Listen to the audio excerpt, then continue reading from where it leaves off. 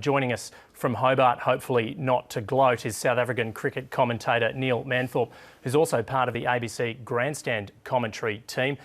Neil, thank you very much for joining me. Look, firstly, is this all hyperbole, or is the Australian cricket team really in crisis?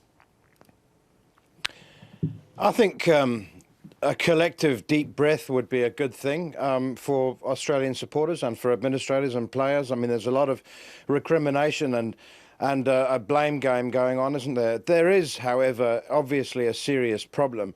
They lost 8 for 32 yesterday, and that wasn't a one-off. I mean, they lost 10 for 86 in Perth and 10 for 85 in the first innings here. There's obviously a huge amount of fragility about the batting lineup, and that is a technical issue. It's also probably a psychological issue, but there are definite problems, but they need to be addressed in a calm way rather than a panic. So do you believe that it is, I guess, the wider issue that cricket is changing and there are a multitude of formats that players have to adapt to, or is this just simply part of the ebb and flow of cricket, that sometimes teams are up and sometimes they're down? That's a good point. I mean, South Africa have had some low points as well, courtesy of Australia. You've done us a lot of favours. A couple of times we've reached ground zero and had to rebuild, courtesy of thrashings by Australia. So hopefully we've repaid that favour to you now. I do think that there are issues with the structuring of the domestic game. And when I hear news of the expansion of the Big Bash, I mean, I cringe, not because I'm anti-T20 cricket. I'm not at all. I think it's a wonderful thing, but it needs to be appreciated for the size that it is. You can't expand the Big Bash at the expense of Test cricket, which is what I'm hearing is the plan. Cricket Australia were the world administrative body that said that one-off test matches should not take place. Now they're saying they should, so that you can have 4 tests against India in a summer and a one-off test match against the other tourists, maybe New Zealand.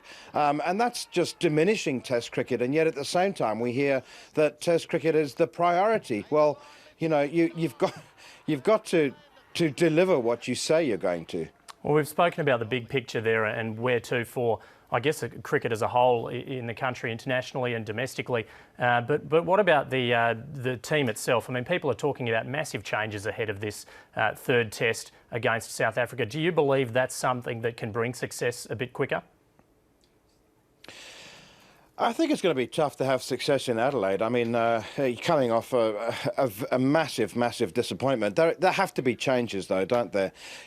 You can't. I mean, what message does that send when to the aspirant young players when you pick a largely similar team? I'm hearing that there'll be a minimum of 4 and maybe even as many as 5 or 6 changes, but I think they'll probably go with 4. And yeah, I mean, look out for the South African team in a couple of years' time, because there are a number of 33 and 34-year-olds in this lineup. It's a very good team at the moment, but you need to get those youngsters or the players in the mid-20s coming through, and I think that's what Australia needs. You have a next cab off the rank system here, which is good for players, but you can't keep picking 30-year-old debutants. I think you need to get some 22, 23-year-olds in there so that they can learn about the realities of the international game.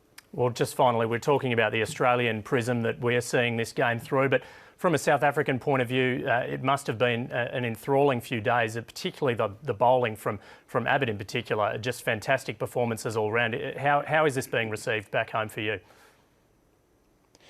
With a certain amount of shock, if not disbelief. I mean, of the 7 touring teams that have come over here since '93, this one arrived with the least expectations, probably. And then when AB de Villiers went down, the captain, and wasn't able to tour with injury, expectations dipped even further.